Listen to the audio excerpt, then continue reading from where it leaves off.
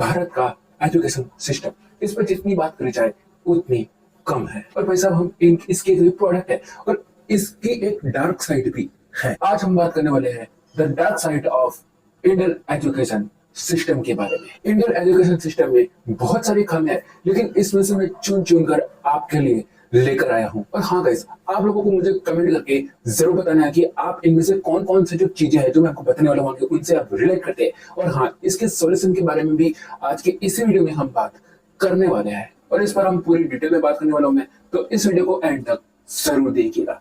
तो ये जो एजुकेशन सिस्टम है वो यहाँ पर एम्प्लॉयज बनाने के लिए बनाया गया है। आप एक बार ध्यान से समझ कर सोचो।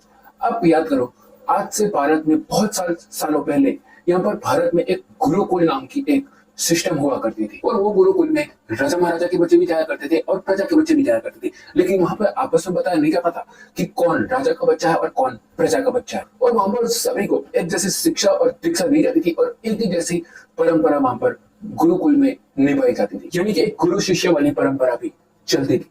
और वहां से धनुकुल भी निकलते थे और वहां पर शास्त्र ज्ञानी भी वहीं से निकलते थे। वहां पर उनके टैलेंट के अकॉर्डिंग उनको सिखाया जाता था और फिर वो अपने अपने टैलेंट के अकॉर्डिंग अपना काम कर लेते थे। लेकिन हम आज के जमाने में देखें तो आज के जमाने में क्या है, हम वो एजुकेशन सिस्टम में पढ़ते थे जो कि मैकोलर ने बनाई, यानी कि अंग्रेजों ने बनाई है। और अंग्रेजों के वो जो एजुकेशन सिस्टम था वो प्रोड्यूस करने के पीछे बस एक ही मकसद था, और अंग्रेजों को चाहिए थे ऑर्डर लेने वाले बंदे। तो उन्होंने एजुकेशन सिस्टम को कुछ इस तरीके से क्रिएट किया कि एजुकेशन सिस्टम में पढ़ने के बाद एक ऑर्डर लेने वाले रोबोट यहाँ पर क्रिएट किया जाए, यानी कि अगर सीधी भाषा में करें तो नौकर प्रोड्यूस किया जाए। और अनफॉर्चुनेटली अंग्रेजों के जाने के बाद हम आज भी उसी एजुकेशन सिस्टम से पढ़ रहे हैं। ये हमारे आजाद भारत होने के बाद सबसे बड़ी पहली हमारी भूल हो सकती है एजुकेशन सिस्टम में। दूसरी गलती, इट्स स्किल क्रिएटिविटी। हमारे एजुकेशन सिस्टम को एक बार पूरी ध्यान से देखिए। जब आप लोग स्कूल जाते हो तो आप लोगों को सिखाया जाता है कि आप पूरी एक ही तरीके के सब लोग यूनिफॉर्म में जाओ, एक लाइन में खड़े हो जाओ, एक तरीके के डेस्क में बैठो, सब कुछ यूनिफॉर्म में होना चाहिए और कुछ अलग नहीं होना चाहिए। अगर कुछ अलग हुआ तो उसको डिस्करेज नहीं, सीधा पनिश किया जाता है। और ये है हमारे एजुकेशन सिस्टम की दूसरी बड़ी खामी, जो कि हमें एक जैसा तो सब कुछ करना सिखाती है, एक जैसा यूनिफॉर्म, एक लाइन में खड़े रहना, एक जैसे डेस्क में बैठना, सब कुछ एक ही तरीके करना। लेकिन क्रिएटिविटी की बात आती है कि कुछ अलग करने का, तो उसको तो सीधा किल ही कर दिया जाता है, सीधा खत्म ही कर दिया जाता है। और सब लोग क्या करते हैं पता है, सब लोग एक ही जैसा करते हैं, कुछ कोई अलग करने का सोचता ही नहीं है। सब कुछ जो एक बंदा कर रहा है उसी के पीछे सब लगे हुए हैं। शायद अंग्रेज भी यही चाहते होंगे कि कोई कुछ अलग ना करे, इसीलिए ही उन्होंने ऐसी एजुकेशन सिस्टम बनाई होगी। और अनफॉर्चुनेटली आज भी हम उस एजुकेशन सिस्टम को ऐसे ही चलाए जा रहे हैं। तीसरी बात, इट्स मेथड ओरिएंटेड। अब स्कूल में क्या सिखाते हैं, स्किल की बात कहाँ है भाई, क्रिएटिविटी की बात कहाँ है, कहाँ कुछ अलग करने की बात है।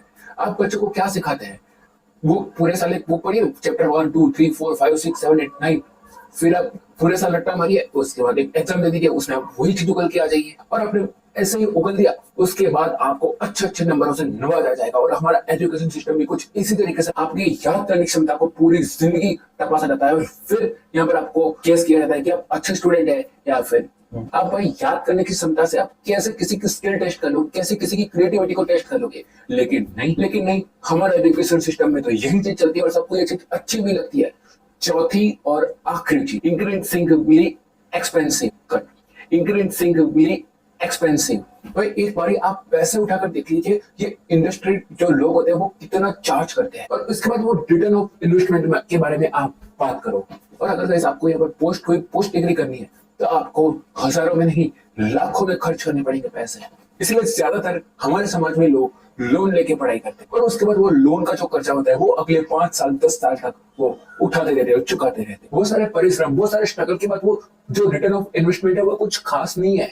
और हमारे यहाँ पर एम्प्लॉयमेंट के नंबर को बहुत बड़े कोई हाई नहीं चल रहे हैं और अनएम्प्लॉयमेंट 40-45 साल के हाई लेवल पर है। और जो उतने सारे पैसे आपने इन्वेस्ट किया उसका कोई खास रिटर्न भी आपको नहीं देता है। और ऊपर से आप ऐसे शिक्षा ले रहे हो जिसमें ना आपकी स्किल टेस्ट कर जाती है, ऊपर से आपको याद कराया जाता है, वहीं पर आपको नौकर बनाया जाता है, आपको ऑर्डर लेना सिखाया जाता है। मतलब एक तरीके से आपको किसी का नौकर बनने का सिखाया जाता है। और जो उसकी हमें जो रिटर्न मिलनी चाहिए हमारे एजुकेशन की, वो हमें क्यों नहीं मिलती। और ऐसा एजुकेशन सिस्टम देखकर मैं बहुत फ्लॉस होता हूँ, आप भी बहुत फ्रस्ट्रेट होते होंगे। इसीलिए मैं आज के इस वीडियो में इसके सॉल्यूशन के बारे में मैं आपसे आगे बात करने वाला हूँ। तो भाई अब हम बात करते हैं कि ऐसी क्या क्या चीजें हैं जिससे हम जो हमारा एजुकेशन सिस्टम है जो पूरी तरीके से फ्लॉप हो चुका है उसको हम कैसे यहाँ पर चेंज कर सकते हैं, अच्छा बना सकते हैं। एक जो सॉल्यूशन है जो कि बहुत ज्यादा प्रपोज किया गया है, बहुत ज्यादा आगे बढ़ाया गया उस सॉल्यूशन को 2020 में, जो कि है NEP, जो कि है NEP 2020, जो कि है न्यू एजुकेशन पॉलिसी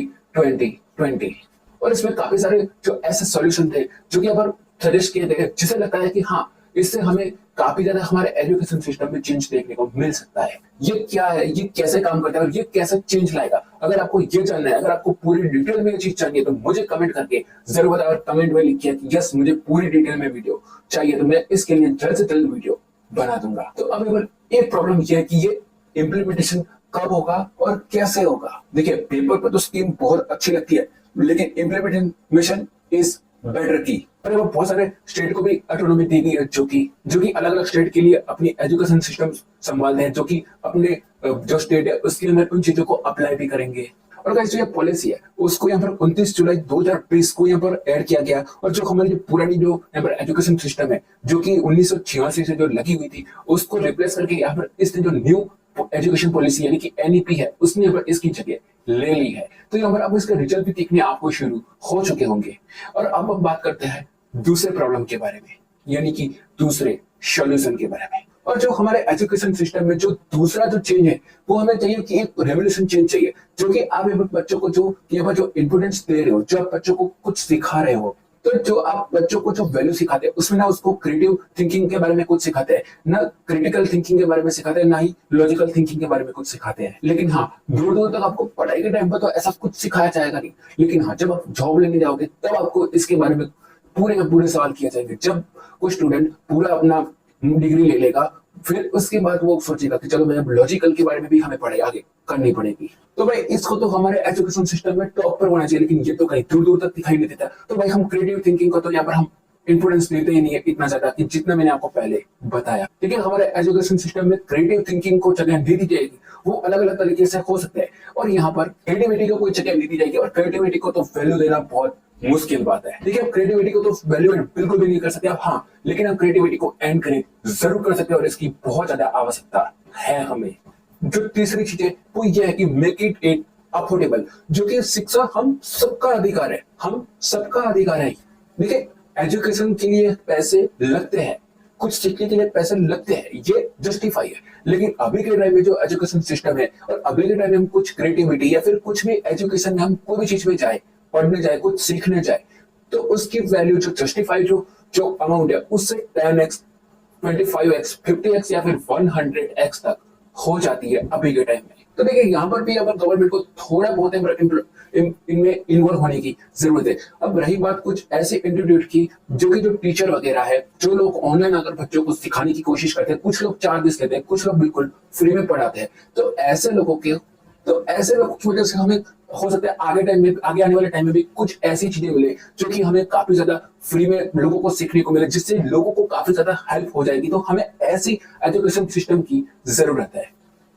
चौथी और आखिरी चीज जो कि इसी का ही एक एक्सटेंशन निकल कर आता है, जो कि है कॉर्ट बेसिस कोर्सेज। तो आपको पता ही होगा कि आप पहले क्या करते थे, बुक्स लेते थे, बैग लेते थे, स्कूल जाते थे, पढ़ाई करते थे। लेकिन अभी आपने क्या देखा कि अभी के टाइम में ऑनलाइन कुछ कोर्सेज आ चुके हैं, आप घर बैठ के ही उन्हें आप कोर्सेज को एक्सेस कर सकते हैं अपने मोबाइल, लैपटॉप, कंप्यूटर से। और फिर क्या होता है कि कुछ कोर्सेज ऐसे आपको मिल जाते हैं जो कि रिकॉर्डेड होते हैं, कुछ लोग लाइव करते हैं। लेकिन अब क्या होता है कि कम्युनिटी बेसिस कोर्स होते हैं जिसमें आप काफी लोग आपकी तरह ऑनलाइन होते हैं, जो कि उन लोगों के साथ मिलकर आपको वो कोर्स में एक्सेस दिया जाता है, जिससे कि आपको ये फायदा होता है कि आप बहुत आगे तक उनसे जुड़े रह सकते हो, यानी कि कोर्स के एंड तक आप जुड़े रह सकते हो। अगर आप कुछ डाउट वगैरह होता है तो आप उनको डायरेक्टली पूछ सकते हो, जिसको हम थॉट बेसिस कोर्सेज कहते हैं, जो कि आगे आने वाले फ्यूचर में ऐसे कोर्सेज बहुत ज्यादा पॉपुलर होने वाले हैं। आपको पता ही होगा कि पहले क्या होता था कि अगर आपके पास डिग्री नहीं है तो आपको कहीं पर भी जॉब नहीं मिलती थी। लेकिन अभी के टाइम में क्या है, गूगल ने साफ साफ ये अभी के टाइम में अनाउंस किया है कि अगर आपके पास डिग्री नहीं है कोई बात नहीं, आपके पास स्किल है, आ जाइए हम आपको जॉब देंगे। और फिर माइक्रोसॉफ्ट ने भी अनाउंस कर दिया आपके पास स्किल है,